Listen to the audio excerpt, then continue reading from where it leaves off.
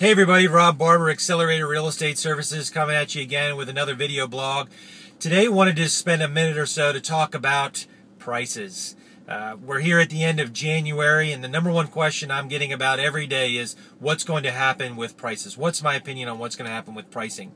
Just a couple things I want to point out is that if you read the news, whether you're reading a blog or you're reading Economist or you're just looking at news in general, you're going to get a very, very different set of opinions. You're going to see on one hand people talking about that pricing is going to uptick, that we're going to see an upswing in pricing. At the same time, a minute later, you're seeing people saying, well, we're about to see another 13 to 15% price reduction over 2012.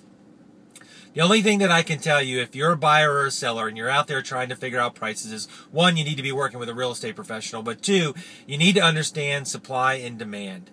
Every market is going to be different, and every sub-market where an individual property sits is going to be different. So you have to look at the supply and the demand factors that are going on.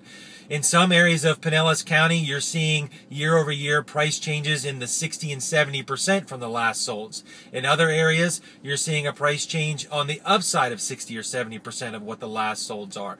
You're seeing such a huge swing because it's based on those supply and demand factors. Particularly in Pinellas County, our inventory is down over 35%, which makes it really much more of a seller's market than a buyer's market. So if you're a buyer in this market right now, you're more than likely going to be competing with other buyers for the same product, which is going to help drive up property prices. I just saw that today. I was monitoring a property that was being sold on the courthouse steps at auction.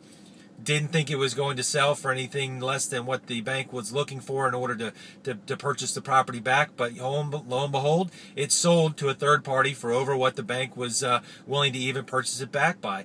And I think that's just really a showing sign of that supply and demand factors are at play.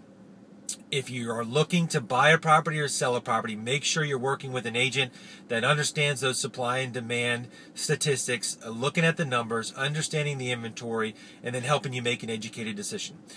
So I'm going to wrap this all up by saying, in my opinion, I think that prices in 2012 overall, we're going to see a general uptick as long as the banks do not move forward with a heavy foreclosure rate, and the hedge funds that have bought a lot of properties through note sales don't flood the market with those properties. So I'm cautiously optimistic. I do think prices are going to uptick in most areas generally, but again, you got to look at the local market, work with your realtor, make sure you're in the numbers, and that makes good real estate.